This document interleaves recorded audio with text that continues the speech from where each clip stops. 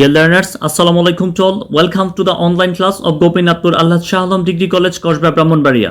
You know that I am your English teacher and I have been continuing my lesson for you in the period of COVID-19, and I am still continuing my lesson and I will do so until we will return our academic activities freely. প্রিয় শিক্ষার্থীরা, আশা করি তোমরা সবাই ভালো আছো এবং নিরাপদে আছো। তোমরা সবাই জানো যে আমি তোমাদের সাথে আছি বেশ কিছু ক্লাস নিয়ে, তোমাদের সাথে অনেকগুলো ক্লাস আমি করছি এই করোনাকালীন সময়ে।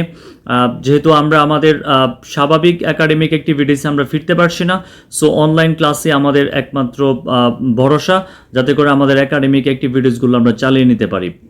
Dear learners, you all know that in my last class I was talking about a passage. প্রিয় শিক্ষার্থীরা, তোমরা সবাই জানো আমার গত ক্লাসে আমি তোমাদের সাথে একটি প্যাসেজ নিয়ে কথা বলছিলাম। আমি প্যাসেজের মিনিং নিয়ে তোমাদের সাথে কথা বলেছি এবং সেখান থেকে আমি কতগুলো কোশ্চেন নিয়ে তোমাদের সাথে আমি আলোচনা করেছি। এবং তোমরা সবাই জানো যে আমি বলেছিলাম যে আমি মাল্টিপল চয়েস নিয়ে তোমাদের সাথে কথা বলবো না, কিন্তু ইতিমধ্যেই তোমরা আমাকে অনেকে মেসেজ করেছো অথবা আমাকে ফোন দিয়েছো যে স্যার আমাদের মাল্টিপল চয়েস নিয়েও আমাদের কথা বলা প্রয়োজন, স্যার আপনি মাল্টিপল চয়েস নিয়েও কথা বলেন। ঠিক তোমাদের সেই নিডটিকে কাভার করার জন্য আমি আজকে এসেছি একটি মাল্টিপল চয়েসের ক্লাস করার জন্য। তোমরা আমাদের স্ক্রিনে দেখতে পাচ্ছ যে আমি যে প্যাসেজটি নিয়ে তোমাদের সাথে গত ক্লাসে কথা বলেছিলাম সেটি ছিল Nelson Mandela from apartheid fighter to president, অর্থাৎ একজন বর্ণবাদ বিরোধী নেতা থেকে তিনি একজন প্রেসিডেন্ট হয়েছিলেন। ঠিক এটি আমাদের ইউনিট 1 লেসন 2তে রয়েছে আমাদের ফার্স্ট পেপার টেক্সট বইয়ে। তোমরা নিশ্চয়ই প্যাসেজটি পড়েছো এবং কোশ্চেনগুলো নিয়ে তোমরা কাজ করেছো, এবং আজকে আমি তোমাদের সাথে মাল্টিপল চয়েস নিয়ে কথা বলতে যাচ্ছি। আশা করি সবাই মনোযোগ সহকারে ক্লাসটি দেখবে। ডিয়ার লার্নার্স, তাহলে চলো আমরা দেরি না করে আমাদের ক্লাসের দিকে আমরা ফিরে যাই। প্রিয় শিক্ষার্থীরা, আমি মাল্টিপল চয়েস নিয়ে তোমাদের সাথে কথা বলার আগে মাল্টিপল চয়েস আনসারিং রিলেটেড কিছু বিষয় নিয়ে তোমাদের সাথে আমি একটু কথা বলি। আমাদের যেভাবে মাল্টিপল চয়েস কোশ্চেনটি থাকে সেটি আমাদের সরাসরি একটি শব্দ দিয়ে শব্দের ক্লুজেস্ট মিনিং দিতে পারে, অথবা এই শব্দের সিমিলার মিনিং দিতে পারে, দের ইজ সিনোনিম দিতে পারে, অথবা আমার এটি অ্যান্টোনিম দিতে পারে, অথবা ওই শব্দের কোনো কনটেক্সচুয়াল মিনিং তোমাকে দিতে পারে, অথবা সরাসরি কোনো ইনফরমেশন তোমাকে গ্যাপ করে দিতে পারে। প্রিয় শিক্ষার্থীরা, এটি আনসার করার জন্য আমাদের parts of speech and knowledge জরুরি, কারণ অনেক সময় আমাদের টিচাররা, আমাদের সম্মানিত কোশ্চেন সেটলারগণ, ওনারা মাঝে মধ্যে কোনো শব্দের পার্টস অফ স্পিচও জানতে চাইতে পারেন। তাহলে চলো এই জিনিসগুলোর উপর ভিত্তি করে আমরা আমাদের আজকের আলোচনাটি আমরা এগিয়ে নিই। Choose the correct answer from the alternatives, অর্থাৎ আমাদের বিকল্পগুলো থেকে আমাকে বেস্ট আনসারটি খুঁজে নিতে হবে। প্রিয় শিক্ষার্থীরা, আমাদের ফার্স্ট যে মাল্টিপল চয়েস কোশ্চেনটি রয়েছে সেটি হলো what does apartheid refer to in the first paragraph, অর্থাৎ আমাদের প্রথম প্যারাগ্রাফে অ্যাপার্থেইড বলতে কি বোঝানো হয়েছে। দ্যাট ইজ অ্যাপার্থেইড মানে কি? অ্যাপার্থেইড মানে হলো বর্ণবাদ। বর্ণবাদ মানে কি? Race discrimination, discriminatory treatment between black people and white people, অর্থাৎ সাদা এবং কালোদের মধ্যে বৈষম্যমূলক আচরণকে আমরা বলি অ্যাপার্থেইড। লক্ষ্য করে আমাদের অল্টারনেটিভে যা আছে, যেমন অ্যাপার্ট মানে আলাদা করা, তারপর ডিস্টেন্স মানে দূরত্ব, তারপর ডিসক্রিমিনেশন মানে বৈষম্য, ডায়ালগ মানে সংলাপ। তাহলে স্বাভাবিকভাবেই আমাদের এখানে মিনিংয়ে ম্যাচ করে ডিসক্রিমিনেশন শব্দটি, তাহলে আমাদের আনসার হবে ডিসক্রিমিনেশন। ডিসক্রিমিনেশন মানে কি? বৈষম্য, অর্থাৎ এখানে অ্যাপার্থেইড শব্দটি বৈষম্য, অর্থাৎ যেটি যে কোনো রকম বৈষম্য হতে পারে। বিশেষত আমাদের এখানে ঠিক কালার ডিসক্রিমিনেশনকে বোঝানো হয়েছে। প্রিয় শিক্ষার্থীরা, আমরা যাচ্ছি আমাদের সেকেন্ড কোশ্চেনে। In the second paragraph, by political emancipation, Mandela has indicated, অর্থাৎ পলিটিক্যাল ইমানসিপেশন বলতে ম্যান্ডেলা কি নির্দেশ করেছেন? পলিটিক্যাল ইমানসিপেশন মানে কি? পলিটিক্যাল মানে রাজনৈতিক, ইমানসিপেশন মানে স্বাধীনতা, দ্যাট ইজ রাজনৈতিক স্বাধীনতা। এখানে রাজনৈতিক স্বাধীনতা মানে কি? অর্থাৎ রাজনৈতিক স্বাধীনতা মানে everyone will have freedom of choice and everyone can participate in the voting process. That is voting প্রসেসে যারা অংশগ্রহণ করতে পারবে, আর ভোট দেওয়ার অধিকার এবং ভোট পাওয়ার অধিকার, এই উভয় অধিকার যেখানে থাকবে সেটিকে আমরা বলতে পারি পলিটিক্যাল ইমানসিপেশন। এবং তারা ইকুয়ালি, অর্থাৎ সমান সুযোগ সুবিধা তারা যেখানে পাবে সেটিকেও আমরা পলিটিক্যাল ইমানসিপেশন বলতে পারি। তাহলে চলো আমরা দেখি আমাদের অল্টারনেটিভসে কী দেওয়া আছে। হোয়াইট মাইনরিটি রোল, সাদাদের শাসন, ব্ল্যাক মাইনরিটি রোল, কালোদের শাসন, কমপ্লিট ডেমোক্রেসি, পরিপূর্ণ গণতন্ত্র, অ্যাভয়েডেন্স অফ সিভিল ওয়ার, অর্থাৎ গৃহযুদ্ধ এড়িয়ে যাওয়া। তাহলে সঙ্গত কারণে আমাদের এখানে কমপ্লিট ডেমোক্রেসি, অর্থাৎ কমপ্লিট ডেমোক্রেসি হলে কী হবে? যেখানে everyone will have equal opportunity, there will be no discrimination between the black and white people, অর্থাৎ সাদা এবং কালোদের মধ্যে কোনো প্রকার বৈষম্য থাকবে না, সেটিকে আমরা বলতে পারি কি? Complete democracy. প্রিয় শিক্ষার্থীরা, তাহলে চলো আমরা আমাদের কোশ্চেন নাম্বার 3-তে যাই। আমাদের কোশ্চেন নাম্বার 3-তে যা রয়েছে দেখো, Nelson Mandela struggle for, Nelson Mandela সংগ্রাম করেছিলেন। নেলসন ম্যান্ডেলা কিসের জন্য সংগ্রাম করেছিলেন প্রিয় শিক্ষার্থীরা? আমাদের দেখো অল্টারনেটিভসে কী রয়েছে, এস্টাবলিশমেন্ট অফ সোশ্যালিজম, সমাজতন্ত্র প্রতিষ্ঠার জন্য, সাউথ আফ্রিকাতে সমাজতন্ত্র প্রতিষ্ঠার জন্য তিনি সংগ্রাম করেছিলেন। The establishment of equal rights and freedom of for all people of south Africa, south আফ্রিকার সকল মানুষের জন্য তিনি সমান অধিকার এবং স্বাধীনতা প্রতিষ্ঠার জন্য সংগ্রাম করেছিলেন। Initiating white domination in South Africa, South আফ্রিকাতে সাদা কর্তৃত্বের শাসন প্রতিষ্ঠার জন্য তিনি শাসন প্রতিষ্ঠা তিনি শুরু করেছিলেন। Ending black domination in South Africa, South আফ্রিকাতে কালো কর্তৃত্বকে শেষ করা। না, তাহলে স্বাভাবিকভাবে আমাদের এখানে মিনিংটি দাঁড়ায় establishment of equal rights and freedom for all the people of south Africa, অর্থাৎ এটি ছিল নেলসন ম্যান্ডেলার সংগ্রাম। আমরা সবাই জানি যে আমাদের প্রেসিডেন্ট ফ্রাস্তেনে আছে, Nelson Mandela guided South Africa from the shackles of apartheid to a multiracial democracy, অর্থাৎ তিনি একটি বহুজাতিক গণতন্ত্র প্রতিষ্ঠা করেন, where everyone will have an equal opportunity, এবং যেখানে সবার সমান সুযোগ সুবিধা থাকবে, এমন এটির জন্য তিনি সংগ্রাম করছিলেন। তাহলে আমাদের আনসার হবে এখানে the establishment of equal rights and freedom for all people of south Africa. প্রিয় শিক্ষার্থীরা, তারপর চলো আমাদের 4 নাম্বার কোশ্চেনটি আমরা দেখি। FWD Klerk was dash Mandela, অর্থাৎ এফডব্লিউডি ক্লার্কের সাথে নেলসন ম্যান্ডেলার সম্পর্কটি কেমন ছিল। অ্যান্ড আমাদের জানা উচিত এফডব্লিউডি ক্লার্ক কে ছিলেন। এফডব্লিউডি ক্লার্ক ওয়াজ আ হোয়াইট আফ্রিকান লিডার। তিনি নেলসন ম্যান্ডেলাকে কী করেছিলেন, তার 3 বছর আগে তিনি জেল থেকে মুক্ত করেছিলেন এবং গণতন্ত্রকে প্রতিষ্ঠার জন্য বা সেখানে বর্ণবাদকে কমিয়ে আনতে তিনি নেলসন ম্যান্ডেলাকে সহযোগিতা করেছিলেন। তাই স্বাভাবিকভাবে সম্পর্কটা তার সাথে একটি ভালো রিলেশনশিপ ছিল। তাহলে আমরা দেখি আমাদের অল্টারনেটিভসে কী দেওয়া আছে। এগেনস্ট তার বিরুদ্ধে ছিল, ইন ফেভার অফ তার পক্ষে ছিল, ইন ওপোনেন্ট অফ তার বিরুদ্ধে ছিল, ইন এনিমি অফ তার শত্রু ছিল। না, তার সম্পর্কটি কেমন ছিল? ইন ফেভার অফ, অর্থাৎ তার পক্ষে ছিল। তাহলে আমাদের লাইনটি দাঁড়াবে F W de Klerk was in favour of Mandela, অর্থাৎ এফডব্লিউডি ক্লার্ক ম্যান্ডেলার পক্ষে ছিলেন। প্রিয় শিক্ষার্থীরা, এবার যাচ্ছি আমরা আমাদের কোশ্চেন নাম্বার 5-এ। লক্ষ্য করো, আই হ্যাভ ফট it all during my life, আমি আমার সারা জীবন এটার জন্য সংগ্রাম করেছি। What does it refer to hair, অর্থাৎ এখানে ইট দিয়ে কী বোঝানো হয়েছে, অর্থাৎ তিনি কিসের জন্য তিনি সংগ্রাম করেছেন, অর্থাৎ কিসের বিরুদ্ধে তিনি সংগ্রাম করেছিলেন, এটি হতে পারে আমাদের এখানে। তাহলে কি এইডসের বিরুদ্ধে তিনি সংগ্রাম করেছিলেন, সিভিল ওয়ারের জন্য তিনি সংগ্রাম করেছিলেন, নাকি তিনি রেস ডিসক্রিমিনেশনের জন্য তিনি সংগ্রাম করেছিলেন, নাকি তিনি সাউথ আফ্রিকার প্রেসিডেন্টশিপ, তারপর প্রেসিডেন্ট হওয়ার জন্য তিনি সংগ্রাম করেছিলেন? নো, তিনি প্রেসিডেন্ট হতে চান নাই, সিভিল ওয়ারের জন্য না, এইডস ছিল একটি সামাজিক ব্যাধি, এটির বিরুদ্ধে তিনি সংগ্রাম করেছিলেন। কিন্তু রেস ডিসক্রিমিনেশন, এটি হলো আমাদের প্রকৃতপক্ষে আনসারটি। কেন? কারণ Nelson Mandela guided South Africa from the shackles of apartheid, এটি আমাদের অ্যাপার্থাইড মানে কি রেস ডিসক্রিমিনেশন। সো আমাদের এখানে আনসারটি হবে রেস ডিসক্রিমিনেশন, অর্থাৎ তিনি বর্ণবাদের বিরুদ্ধে তিনি সংগ্রাম করেছেন। এখানে ইট দ্বারা রেস ডিসক্রিমিনেশনকে বোঝানো হয়েছে। প্রিয় শিক্ষার্থীরা, চলো আমরা আমাদের কোশ্চেন নাম্বার 6-এ যাই। Mandela guided South Africa to অথবা এন এ স্টেট, অর্থাৎ তিনি একটা কেমন রাষ্ট্রের জন্য তিনি সংগ্রাম করেছিলেন, অর্থাৎ এখানে তাহলে অ্যাডভান্সড, আনডেভেলপড, ডেমোক্রেটিক, হোস্টাইল। এখানে অ্যাডভান্সড অথবা অ্যাডভান্সড মানে কি উন্নত, আনডেভেলপড মানে কি অনুন্নত, ডেমোক্রেটিক মানে কি গণতান্ত্রিক, হোস্টাইল মানে কি বিরূপ বা শত্রুভাবাপন্ন। অর্থাৎ তিনি কেমন রাষ্ট্রের জন্য তিনি সংগ্রাম করেছিলেন, তাহলে তিনি কেমন সাউথ আফ্রিকাকে তিনি নেতৃত্ব দিয়েছিলেন। তিনি একটি guided South Africa to a Democratic state, অর্থাৎ তিনি নেতৃত্ব দিয়ে সাউথ আফ্রিকাকে একটি গণতান্ত্রিক রাষ্ট্র তিনি পরিণত করেছিলেন। কিন্তু লাইনটি যদি আমরা করি তাহলে খুব চমৎকারভাবে তার মিনিংটি হয় Nelson Mandela guided South Africa to a Democratic state, অর্থাৎ তিনি সাউথ আফ্রিকাকে একটি গণতান্ত্রিক দেশের দিকে তিনি নেতৃত্ব দিয়ে নিয়ে গিয়েছিলেন। অর্থাৎ মূলত তার এখানে উদ্দেশ্যটি জানতে চাওয়া হয়েছে যে নেলসন ম্যান্ডেলা যে নেতৃত্বটি দিয়েছিলেন সেই নেতৃত্বটি তিনি দেশটিকে কোথায় নিয়ে গিয়েছিলেন, অর্থাৎ তিনি গণতান্ত্রিক দেশে পরিণত করেছিলেন সাউথ আফ্রিকাকে। প্রিয় শিক্ষার্থীরা, এবার চলো আমরা আমাদের কোশ্চেন নাম্বার 7-এ দেখি।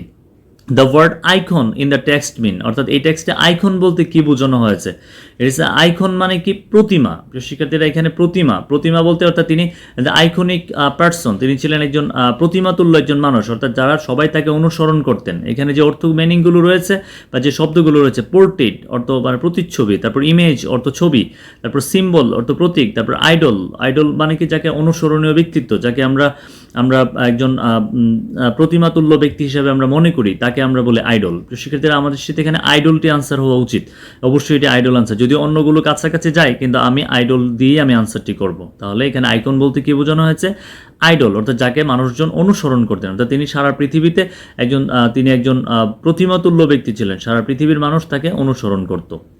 প্রিয় শিক্ষার্থীরা, তারপরে আমরা যেখানে যাচ্ছি লক্ষ্য করো আমাদের কোশ্চেন নাম্বার 8-এ, what does shackle refer to line 3, অর্থাৎ শেকল বলতে কি বোঝানো হয়েছে? শেকল মানে হলো শিকল, বিশেষত রিস্ট্রেইনস মানে কি তোমার বাধা, অর্থাৎ শেকল দিয়ে কোনো কিছুকে আমরা আবদ্ধ করে রাখতে পারি। ঠিক প্রতীকী অর্থে এখানে আমাদের যদি আমরা ডিকশনারি মিনিংয়ে যদি না যাই, আমরা যদি আমাদের সিম্বলিক মিনিংয়ে যাই, দ্যাট ইজ আমাদের ডিপ মিনিংয়ের দিকে যদি তাকাই, তাহলে শেকলটি রিস্ট্রেইন, এটা সিক মানে অসুস্থ, স্টিগমা মানে বাধা, তাহলে আমাদের স্পার অর্থ মুহূর্তের উত্তেজনা। না, এখানে আমার মিনিংটি যদিও স্টিগমা কাছাকাছি মিনিংয়ে যায়, তারপর আমি রিস্ট্রেন্টসই দেবো, কেন আমাদের শেকলসটি ছিল এখানে একটি প্লুরাল ওয়ার্ড, সো এখানে আমি রিস্ট্রেন্টস দিয়ে আমি আনসারটি করব।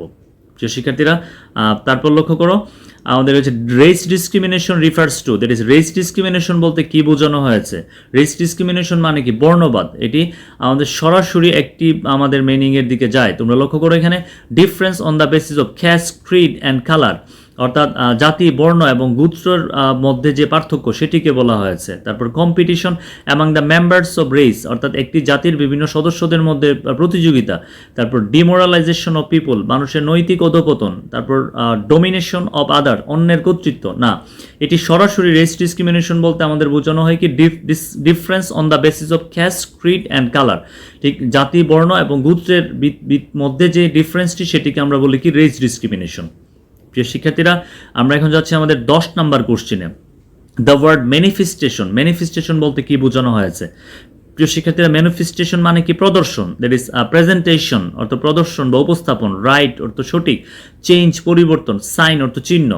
স্বাভাবিকভাবে আমাদের ক্লোজেস্ট মিনিংয়ে যে প্রেজেন্টেশন মানে কি? উপস্থাপন, দ্যাট ইজ ম্যানিফেস্টেশনের সাথে যায়।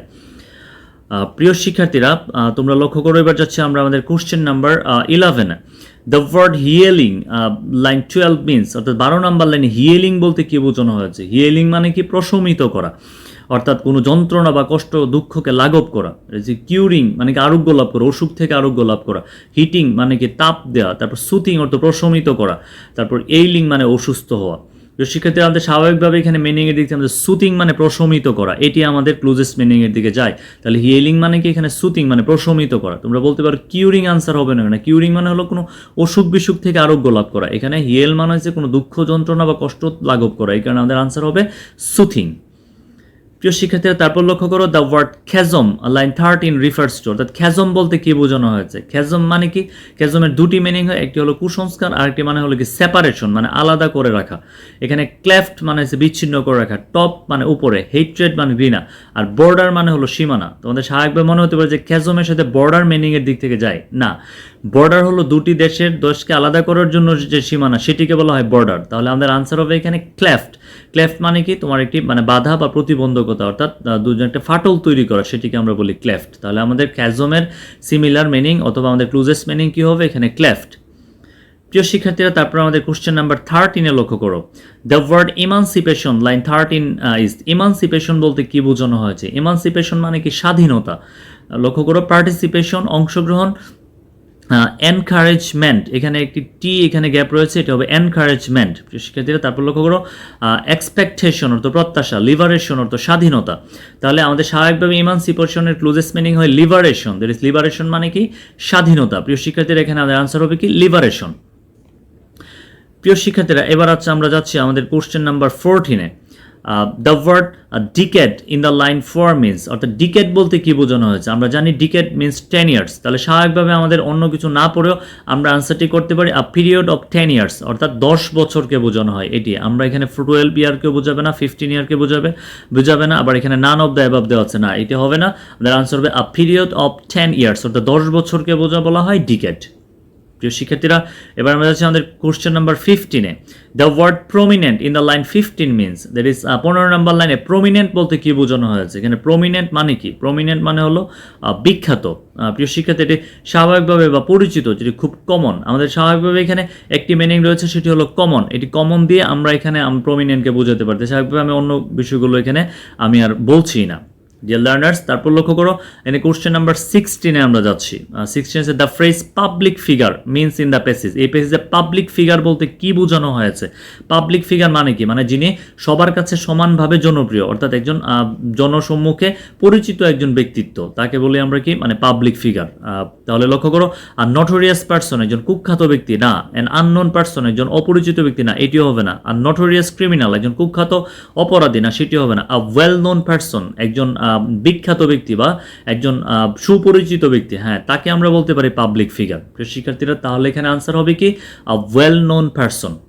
ডিয়ার লার্নার্স, আমরা যাচ্ছি এবার আমাদের কোশ্চেন নাম্বার 17-এ। তোমরা লক্ষ্য করো, Mandela abandoned his political life. Mandela তার পলিটিক্যাল লাইফ ত্যাগ করেছিলেন। আমাদের একটি লাইন আছে এখানে যে he left public life in June 2004। এটি সরাসরি আমাদের লাইন থেকে আমরা ম্যাচ করতে পারি, ইন জুন 2004। অবশ্য এই লাইনটির শেষের দিকে আবার লেখা আছে বিফোর হিজ 86 বার্থডে। এটি আমাদের একটু কনফিউশন তৈরি করতে পারে যে আফটার হিজ 86 বার্থডে, না, এটি হবে না, এটি হবে ইন জুন 2004। আমাদের ওখানে আনসারটি লেখা ছিল কি ইন 2004 বিফোর হিজ 86 বার্থডে। তাহলে এটি আফটার দিয়ে হবে না, তাহলে আমাদের আনসারটি হবে ইন জুন 2004। 2005ও হবে না, 1993ও হবে না। ডিয়ার লার্নার্স, আমরা যাচ্ছি আমাদের কোশ্চেন নাম্বার 18-এ। Nelson Mandela is considered as a. Nelson ম্যান্ডেলাকে কি হিসাবে বিবেচনা করা যেতে পারে? সিম্বল অফ ডেস্ট্রাকশন, ধ্বংসের প্রতীক হিসাবে, আইকন অফ লাভ, ভালোবাসার প্রতিমা হিসাবে, গ্রেট ওয়ারিয়র একজন বিখ্যাত যোদ্ধা হিসেবে তাকে পরিচিত করা যেতে পারে, নাকি এমবাম অফ পিস অ্যান্ড হারমোনি, নাকি শান্তি এবং মিলের একজন সুবাসিত ব্যক্তি হিসেবে তাকে পরিচিত করা যেতে পারে? অবশ্যই সেটি হতে পারে এমবাম অফ পিস অ্যান্ড হারমোনি, অর্থাৎ যিনি সাউথ আফ্রিকাকে একটি একতাবদ্ধ জাতি হিসেবে তিনি প্রতিষ্ঠা করেছেন, যেখানে তিনি শান্তি প্রতিষ্ঠা করেছেন, ঠিক এরকম একজন ব্যক্তি হিসেবে তাকে বলা যেতে পারে। তাহলে আমাদের আনসারটি হবে এখানে এমবাম অফ পিস অ্যান্ড হারমোনি। এমবাম মানে হচ্ছে সুবাস, সুবাতাস, সুগন্ধি, এরকম মিনিংটি হতে পারে। শিক্ষার্থীরা, তারপর লক্ষ্য করো কোশ্চেন নাম্বার 19-এ। Mandela's clan name was. এটি সরাসরি আমাদের দেওয়া আছে। ম্যান্ডেলার ক্লেন নেম কি ছিল? এটি হচ্ছে মাদিবা। শিক্ষার্থী, তোমাদের ভালো করে মনে রাখতে হবে, তার ক্ল্যান নেমটি ছিল মাদিবা, MADIVA, মাদিবা। এখানে অন্যগুলো যেগুলো হচ্ছে খুব কাছাকাছি, একটি আছে মানিক, একটি আছে তোমার এখানে মাবিদা, একটি হয়তো নান অফ দ্য অ্যাবাভ। না, এখানে আনসার হবে মাদিবা। এটি ছিল তার ক্লেন নেম। ক্লেন নেম মানে কি? তার গোত্রীয় নাম, বংশনাম বা উপনাম। তো এই নামটি নিয়ে সবাই তাকে আদর করে রাখতো, ছিল মাদিবা। ডিয়ার লার্নার্স, তারপর আমাদের যেটি রয়েছে কোশ্চেন নাম্বার 20-তে হলো he was awarded Nobel peace prize. তাকে শান্তিতে নোবেল পুরস্কার দেওয়া হয়। সরি ডিয়ার লার্নার্স, কোশ্চেনটি এরকম, he was awarded peace prize in, অর্থাৎ তিনি কিসে নোবেল পুরস্কার পেয়েছিলেন? Economics, politics, peace and politics? No, তিনি শুধু শান্তিতে। আমাদের নোবেল পুরস্কার যে 6টি ক্যাটাগরিতে দেওয়া হয়, এর মধ্যে পিস অ্যান্ড পলিটিক্স নেই, শুধু পিস রয়েছে। তাহলে তিনি শান্তিতে নোবেল পুরস্কার পেয়েছিলেন। নেলসন ম্যান্ডেলা কত সালে পেয়েছেন? ইন 1993, 1993 সনে তিনি শান্তিতে নোবেল পুরস্কার পেয়েছিলেন। ডিয়ার লার্নার্স, তাহলে আমাদের এখানে আনসার হবে পিস। প্রিয় শিক্ষার্থীরা, এবার আমরা যাচ্ছি আমাদের কোশ্চেন নাম্বার 21-এ। শিক্ষার্থীরা, আমাদের 21-এ রয়েছে নাদিন গর্ডিমার ইজ এ। নাদিন গর্ডিমার কে ছিলেন? নাদিন গর্ডিমার আমাদের পেজে উল্লেখ করা আছে হি ওয়াজ এ নোবেল লরেট ফর লিটারেচার। তিনি সাহিত্যে নোবেল বিজয়ী ছিলেন। তাহলে আমাদের এখানে অপশনে কি দেওয়া আছে তোমরা লক্ষ্য করো, পলিটিক্যাল লিডার, রাজনৈতিক নেতা, অবশ্যই হবে না। আর নোবেল উইনার ইজ পিস, তিনি শান্তিতে নোবেল বিজয়ী ছিলেন না, তিনি সাহিত্যে নোবেল বিজয়ী ছিলেন। আর নোবেল উইনার ইন লিটারেচার, তিনি সাহিত্যে নোবেল বিজয়ী ছিলেন, হ্যাঁ, এটি হবে আমাদের অ্যান্সার। ম্যান্ডেলাস ফ্রেন্ড, ম্যান্ডেলার বন্ধু ছিলেন, এটি কাছাকাছি যায়, কিন্তু তারপরেও তার চেয়ে আরও ভালো মিনিং হয় আমাদের কোনটি? সেটি হলো আর নোবেল উইনার ইন পিস, তিনি শান্তিতে নোবেল পুরস্কার জিতেছিলেন। প্রিয় শিক্ষার্থীরা, তারপর লক্ষ্য করো দ্য ওয়ার্ড ইনটেন্সলি মিন। ইনটেন্সলি বলতে কি বোঝানো হয়েছে? ইনটেন্সলি মিনিং কি? ইনটেন্সলি মিনিং হলো তীব্রভাবে বা মারাত্মকভাবে। তাহলে আমাদের এখানে আমরা দেখি আমাদের কোন শব্দটি আমাদের সাথে যায়। স্লাইটলি, হালকাভাবে, এক্সট্রিমলি, মারাত্মকভাবে, হ্যাপিলি, আনন্দের সাথে, প্রাউডলি, গর্বের সাথে। না, এখানে আমাদের আনসার হবে এক্সট্রিমলি। এক্সট্রিমলি মানে কি? গভীরভাবে বা তীব্রভাবে, মারাত্মকভাবে, এরকমটা। শিক্ষার্থীরা, তারপর লক্ষ্য করো দ্য প্যাসেজ ইজ অ্যাবাউট, অর্থাৎ আমাকে সমগ্র প্যাসেজ থেকে আমাকে একেবারে সামারির ওয়েতে আমাকে এখানে এটি দেওয়া হয়েছে যে what is passage about, what is the passage about, মানে প্যাসেজটা কী সম্পর্কে? The passage is about race discrimination. সরাসরি আমাদের এখানে আনসার করা যায় সেটি। আর বাকি যে অপশনগুলো আছে, ডেমোক্রেসি, গণতন্ত্র সম্পর্কে না, সোশ্যালিজম তাও না, রিলিজিয়ন তা সম্পর্কে না। আমাদের প্যাসেজটি হলো কি? রেস ডিসক্রিমিনেশন, অর্থাৎ বর্ণবাদ সম্পর্কে আমাদের প্যাসেজটি। ডিয়ার লার্নার্স, আমরা আমাদের একেবারে ক্লাসের শেষ পর্যায়ে আছি, অর্থাৎ আমরা আমাদের লাস্ট মাল্টিপল চয়েসটি নিয়ে আমরা কথা বলছি।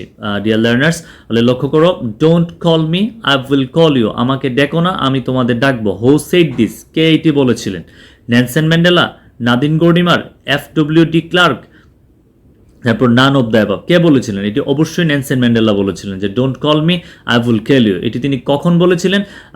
When he retired from politics, যখন তিনি তার রাজনীতি থেকে তিনি অপশন নিচ্ছিলেন। যেন ওই লাইনটির সাথে এটি আছে, he left public life in June 2004 before his 86th birthday. তার 86তম জন্মদিনের পূর্বে তিনি যখন জনসম্মুখ ত্যাগ করছিলেন, যে তিনি যখন রাজনীতি থেকে অপশন নিচ্ছিলেন, তখন তিনি এই কথাগুলো বলেছিলেন, don't call me, I will call you. আমাকে ডেকো না, আমি তোমাদের ডেকে নিব। Dear learners, I think that you all have been clear what I mean to say. প্রিয় শিক্ষার্থীরা, আশা করি তোমরা সবাই মাল্টিপল চয়েসের ক্লাসটি উপভোগ করেছো। তোমরা সবাই পড়বে, আরও ভিন্ন ভিন্ন মাল্টিপল চয়েস হতে পারে। তোমরা তোমাদের সহায়ক বইগুলো থেকে মাল্টিপল চয়েসগুলো পড়বে এবং তোমরা প্র্যাকটিস করবে। ইনশাল্লাহ, I will be with you with new classes. Thank you very much for watching my lecture. Inshallah, I will be with you with new classes. And if you feel free with my class, then subscribe my channel to get more classes. Assalamu alaikum.